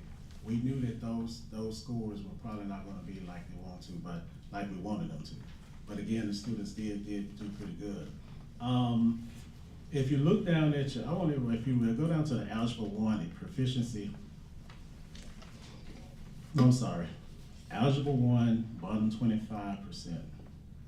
If you look there in the blue, fall 22, you see that 109.1, 109.2, and all that. Okay, so those years, MDE was allowing, I'm not a math person again, I don't know how, but they were allowing schools and districts to attain more than 100 points, okay, with growth. Well, in the fall of 24, they took that away and they maxed you out at 100. Well, I can tell you in the fall of 24, we would have had 117 bottom 25 points. So that's 17 points that we lost, that we could have had. When I say we lost, we could have had. but MDE maxed out all rates at 100%, okay? But as you can see, just from North Bank High School, with the Algebra 1 volume 25, it was more than that in years prior. So these are just some, and I'm not making excuses, these are some of the factors that we've addressed that's hurting us, that did hurt us, and caused the reduction. Kids First work with our Algebra 1. If you look at the Algebra 1 proficiency all the way back and come from the right to the left, you can kind of see how the Algebra 1 proficiency has increased significantly. We like I say, we have Kids First in the Excellence Group. My first year kind of did a little bit with algebra, but when the district kind of went with Kids First, we did a district wide. So we really up there around the 60% mark with the proficiency in Algebra 1, and I think we're just gonna kind of be there. That's kind of like where we're gonna be in the fall of 25. I will say we test our 9th graders Biology 1 and Algebra 1, therefore their scores are banked in their sophomore year. So what you're looking at right now, that in Algebra 1 and Biology 1, those are not the kids who took these classes last year. Those are the kids who took the classes year before last. And you have to bank the scores. Dr. Smith will always tell me, how do you keep up with this? Well, you gotta keep up with it in order to know what's going on. So that 63.2, and that biology 65.9, those kids are currently juniors. So the kids who took these classes in the school year 24-25, their scores are reflective of accountability next year. So, let's start off with that out there. What's the logic? I've been trying to figure that one out. I asked at It's hard. MPD. I just don't understand the Don't logic. understand. No, exactly. Dr. Smith?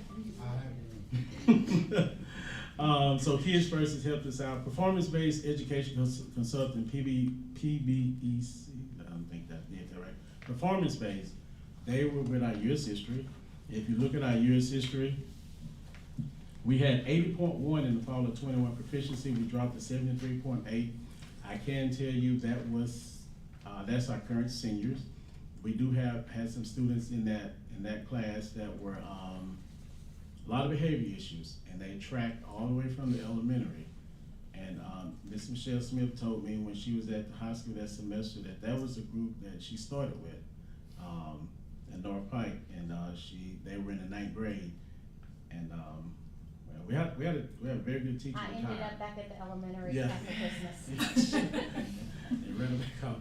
So I will tell you, but they have gotten better. But even if you look at the U.S. history proficiency, it's 73.8. If you look back historically, we're still higher. We had that 80.1. That was a good group. That would have been the seniors who just graduated, who from the fall of 24. But I think the 70 to 75 is going to be about our average. You know, we just kind of figure things out over the years. All right. Teachers use the ELS benchmark data where they go in and test our kids. It's like practice for the state test, give them an idea how they're going to do on the standards.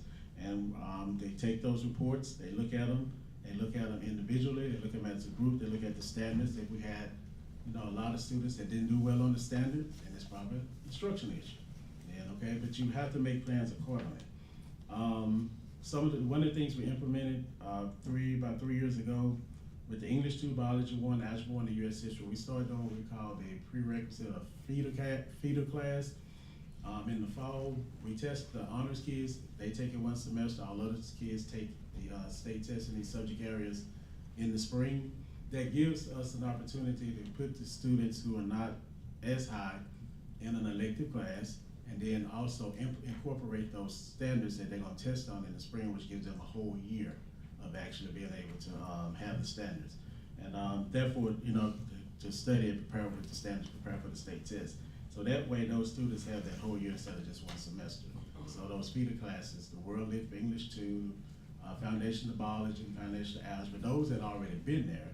But we started teaching Algebra 1 in the Foundations of Algebra, Biology 1 in Foundation of Biology. We used English World Lit for English 2, and we were using American Democracy for U.S. History, and those teachers are using including those standards in the fall in those classes. Students are learning elective credit, and then when they go into the spring semester, they're actually able to hit those, review the standards, or go back and whatever they need to do, and then hopefully be ready to, test, successfully test in the spring, and I think that's how we can see that's what a lot of our growth and proficiency and stuff has come from. College career readiness, that's our ACT. ACT prep is being implemented in our English 3, Geometry, Algebra 2, college and career readiness, and also by inclusion teachers who work with our IEP students who do not pass the state test, and also with our CTC student service coordinator. Like I said, Dr. Ryder talked a little bit about that. We've been using like Jumpstart to help prepare ACT. This year, we have met with, had a couple meetings with Ms. Leslie Hood. She is the ACT account executive for the state of Mississippi. She met with administration and counselors. Then she did a training in this room a few weeks ago with ACT prep teachers and implementing the ACT curriculum review, which is material and practice tests from the ACT. The teachers rotated in a 2-hour session. They learned a lot. They very, very excited about going through some more training with her. These teachers will go through training. They went through the training sessions, and then also we're gonna go through some more as a way to teach them how to drive instruction with ACT data and to help students to attain higher ACT scores. Dr. Smith and I had a conversation about a friend of mine in another district whose college career rated points went over 25 points, Dr. Smith, 25 points from last year. She told me, she's a high school principal, that category of accountability saved her school from being a C, and actually she's the lowest B she ever been, but she went up 25 points. So when we saw that, he said, call this lady. And so I called her because we got room to grow, and even though we did go up from last year, we got room to grow, and she told me the thing that I had done before I knew was getting with Ms. Leslie Hood, training the teachers on becoming ACT, I forgot the word she used it, ACT certified teachers, the curriculum, the information that they're using. And what we learned in talking with her is this program that what ACT is offering is gonna teach your teachers how to teach the ACT, how to take that data, how to look at scores, how to take some of the old ACT tests and teach it to the students. That's important. And that gets the kids money. Yes, And most even, definitely. I mean, And helps helps parents the out. school and the parents. Yes, most definitely. So and that's that was the thing she told me. They started her 3rd year with it, and I said, well, we started our 1st year with Ms. Hood. So, and it's free because it's ACT. The staff development is free. There's some trainings and some other conferences that we got to pay to go to, but we're gonna send our teachers. They're gung-ho about it. They're looking forward to it. I've already ordered the big red book, they call it, which is the old test that they're gonna start incorporating. So we hope to see even our college career readiness scores go up, as well as, like you said, it helps the students to get more money, okay? I'm gonna move up. The next category is acceleration. That's an acceleration, that's our AP advanced placement, dual credit, business marketing, and weather. And I'm gonna yield to Dr. Ryder, get my mouth to break while she comes talk a little bit. Okay, so in the CTC, in Career and Technical Education, there are 2 areas where we can help the high school with their accountability points, and that is acceleration and college and career readiness. So what that entails us doing is getting students ready for the work keys exam and getting them prepared for the national certification and making sure they complete their 2-year program. Okay, so in my little flyer, I kind of mentioned some things that we're doing. Our welding students have already started taking national certification exams. Their it's exams throughout the year. So they do what's called modules, and they have several that they have to take each year in year 1 and year 2. They have to pass all the modules to get the national certification. Business Marketing and Finance has 1 exam at the end of the year. Ms. Hicks is already working on getting them prepared for that exam in the spring. Student Services Coordinator, she is preparing students for work keys, as well as she prepares students for their state tests up at the high school. That's also part of her role. That falls under Career and Tech Federal Accountability, that students are passing their state tests as well as all boxes we check at the CTC. Students consistently at the CTC that complete two-year programs have 100% graduation rate, so that helps also with the high school's overall graduation rate. Another thing that we're doing is work-based learning, and we have 3 programs in work-based learning, and that is business marketing and finance, or not business marketing, ag prep, and health science. So we work very hard to establish relationships in the community because that creates opportunities for our students to go to work-based learning. The more opportunities we can give them in work-based learning, the better opportunities they have when they leave high school. Also, with the national certifications, they leave with a national certification. The welders especially can go directly into the workforce from high school. They're a nationally certified welder. If you look at the number of students we had, now we test 10th through 12th grade. So there's always a different number of seniors that will count in the accountability model. So we kind of have a senior set, a junior set, and a 10th grade set that we're keeping track of, and Mr. Collins and I are talking about who scored what, and what grade are they in, and when are they gonna count. So we keep track of all that. Last year, we had 20 seniors. We had 13 seniors out of the 20 in that career and college and career readiness section, did the silver or above on the work keys and got their certification. So those points went into that CCR part of the accountability model. We had 11 seniors out of the 20 get the national certification and the silver or above on work keys, and that counted in acceleration. So we are working on continuing to get those kids to score silver or above on the work keys, pass the national certification, complete the 2-year program. So that's kind of what we work on all year long to help with the high school accountability. We try to get them as much points as we can for them to just our 2 little areas there on the accountability. And with that, Oh, my software too. I use 2 software programs. We use Jumpstart for the ACT work keys, and I use a program called Progress Learning that helps prepare students for their state tests. right, and continuing with the, talking about the, acceleration category, we also, let me say something here.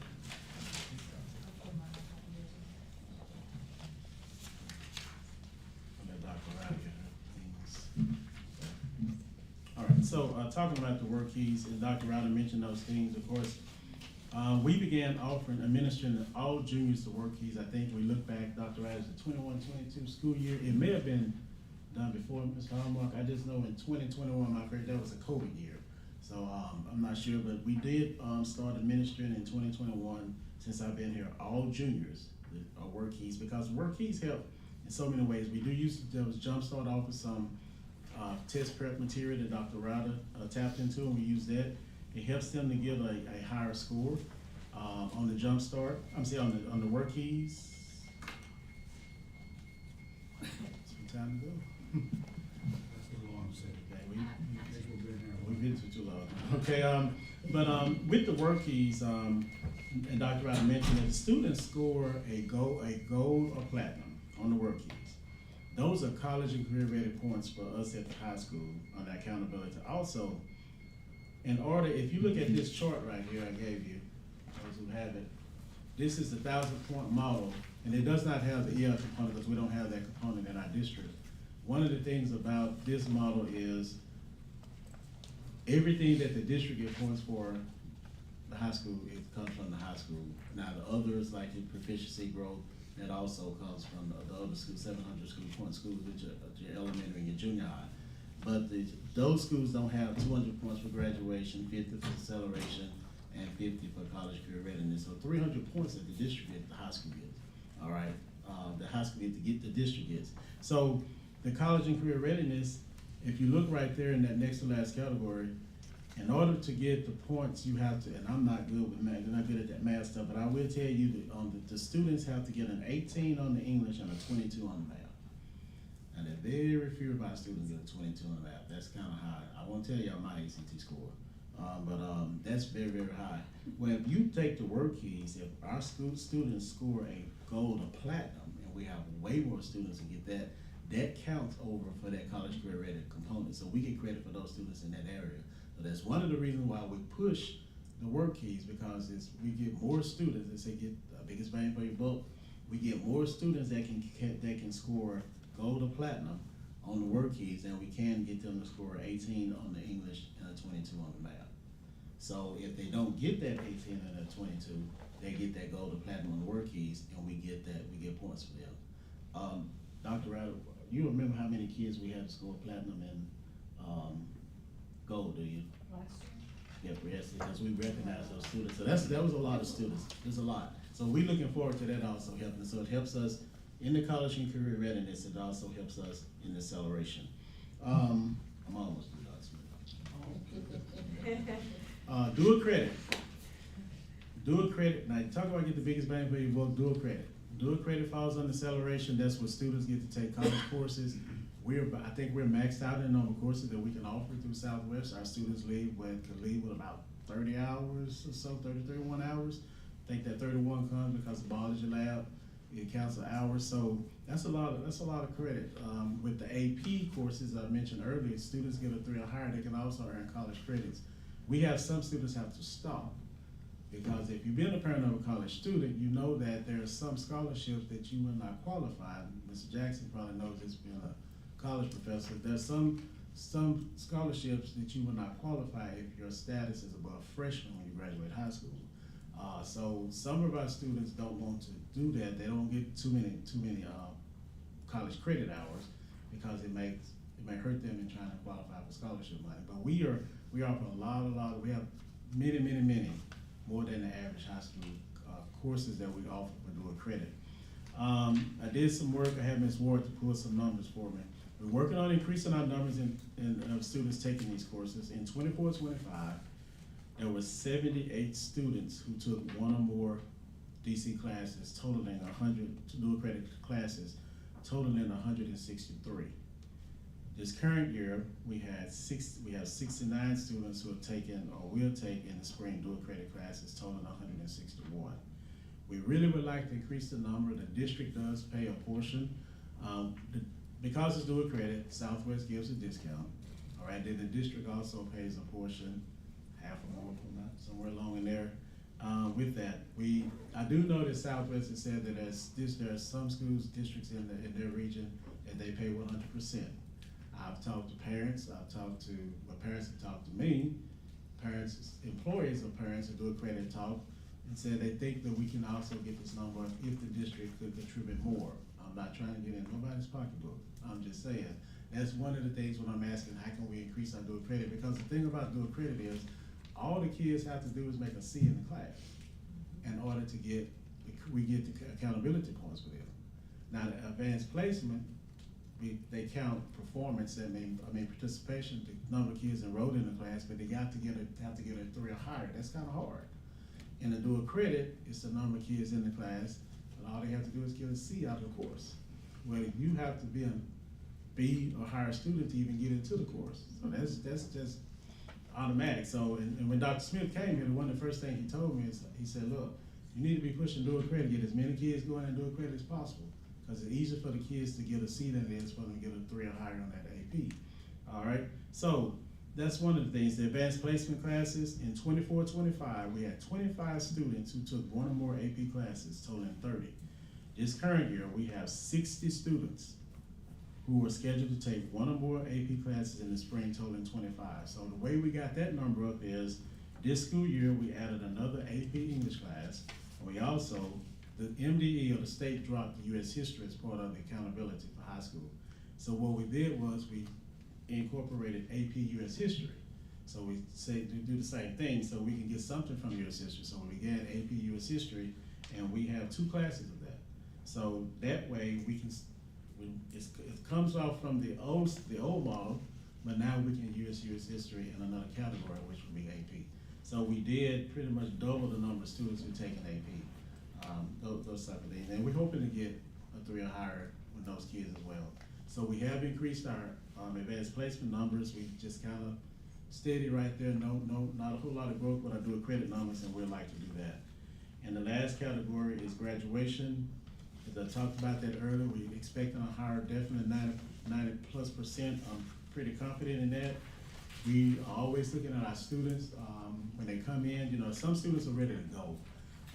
You know, it only takes 24 credits for a student to graduate high school on a traditional route. They come to us from the junior high, 2, sometimes 3 credits, depending on what school they are. Most of our kids have more than 24 credits at the end of their junior year. And they pretty much left to take world history or world civilization, or and take the 4th English. Some of them already have that. So I said that to say this here, we have some students that they just hired, we look at their transcript, and we can get them out of there in 3 years, because the thing is, MDE says they must graduate within that 4-year card. They can go 4 years or they can go 3, but just can't go over 4, and we want to get credit for them. They can go over 4 and graduate, but we want to get credit for them. So we constantly looking at students, what we call at-risk students. If you have students who just life hadn't been good to them for whatever reason, even if it's not their fault and they're ready to go, we don't let them just drop. We try to work out a plan. We look at classes. One of the things when the MDE redid the graduation pathways, if you're not going to be a distinguished academic or CTC student, just going to be traditional, you have to have 4 Englishes. The only 2 required are English 1 and English 2. You're not required to take English 3 or 4. Well, you have World Lit that can count as English. You have speech, those type things that can count as English if not used as elective. So that helps students who we know are not going to go to college, who's ready to get out of there, keep them from having to suffer through those English 3 and English 4 class, term paper class, and that sort of thing. So we're constantly looking at stuff like that. We look at our students who fail a state test. One of the alternate criteria, if you fail a state test, you can score 17 on a particular subject area. For instance, if you failed English 2, you can score 17 on the English ACT, part of the ACT. If you failed Algebra 1, you can score 17 on the math. If you failed the biology, you can score 17 on the science. And if you failed US history, you can score 17 on the reading. And that would suffice for your state test score. So after we remediate and retest, we still retest them. They get about a junior, we start hitting ACT, because they passed the class, do some remediation, but your biggest bet that you're gonna get success is gonna be through the ACT. One great thing that we started, I heard about this before I left Lawrence County, and when COVID hit, it kind of went away, but I didn't know to come back. It's called the non-reportable ACT. The non-reportable ACT is a student who failed a state test, can take the ACT only in the subject area that they need. So in other words, they don't have to take the whole ACT. You have a student who failed English 2, they can just take the English portion of ACT. That helps us out in trying to prepare these kids, to prep them to pass it, one subject area. So as of August, I'm proud to say that North Pike High School / district is now a center for the non-reportable ACT. I just thought, I didn't think I got permission for that, Ms. Ting, but it don't cost us anything, okay? But so we got kids, so we have our seniors now who have failed the state test. Those teachers are working diligently, just focusing on English, and we can give it as many times as we want. It only costs $46. We're telling the parents it's $46. We're gonna charge them this year, and I might try to write it in the budget for next year, if we can cut another tree or something, I don't know, but to get these kids on, but $46, parents are paying for their babies to graduate. But we're really excited about the non-reportable because we administer, we don't have to go through ACT, we administer and they focus only on that area. And another thing is they have triple time. This non-reportable. Now the non-reportable does not go toward the normal, the regular ACT, super score and all that stuff. It's only for the kids who fail the state test. How many children do you have that, Seniors. yeah, that are doing the ACT if they fail the State test. Mm-hmm. We have, we are down to, well, if I say seniors, we're about 10 seniors that's needing state tests or ACT or another way, another criteria. We have a big number because as I mentioned earlier, our biology 1 and English 2, those are bigger areas when it comes to state tests. Passing state tests, those students who fail. I will say this here with the number portable, we don't have to wait until that senior year. We're focusing on the seniors this first year, we can start giving to them. Once they taking the state test, they can start taking the number portable. So we're really gonna start trying to implement that, because graduation is that's the main reason we educate children, so they can graduate. So I think I hit all categories. Oh, I just wanna mention one other thing. Oh, I mentioned that about the non-reportable. And I think there was that, I put a little note down there for y'all at the end, but y'all can look at that. How much are we paying for the, dual enrollment class? Excuse me. Ms. Dana? What's the latest news, Mr. Howard? It's, we pay each semester we pay for the technology fee, their book fee basically, and then we pay a portion of, I think, let me see. Each kiddo, each child owes $50 per course. Each child has to pay $50 per course?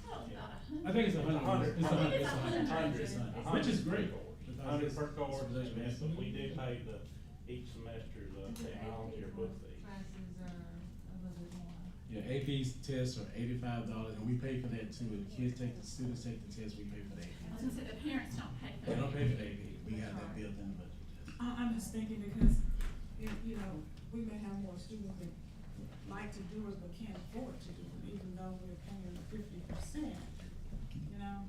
And I think the $100 don't sound like a lot, but it is because most of our students want to take as many of those dual credit courses as possible. And I know we got parents in here who kids taking the dual credit courses, so they don't wanna just take one. So those $100 are getting to add up. Right, so.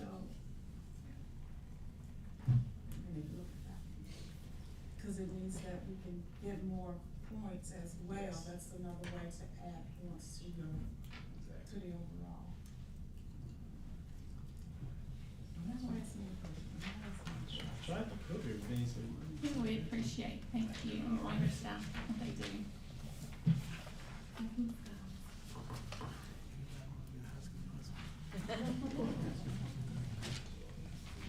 Is there anything else the board would like to do tonight?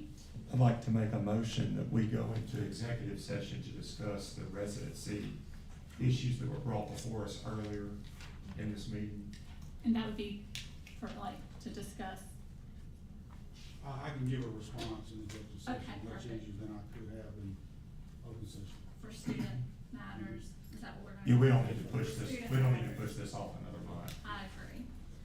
Can I get a second to that, to amend did you make a motion to? I make a motion to amend the agenda to go into executive session to discuss student matters. All in favor? Aye. Close your open session first. So we're closing open session. Before we can change the. We've amended the agenda, now we have to close open session. Okay, can I get a motion to close our open session tonight? Make that motion. All in favor? Aye. Now can I get a motion to go into executive consideration, to go into executive session for, student matter? Make that motion.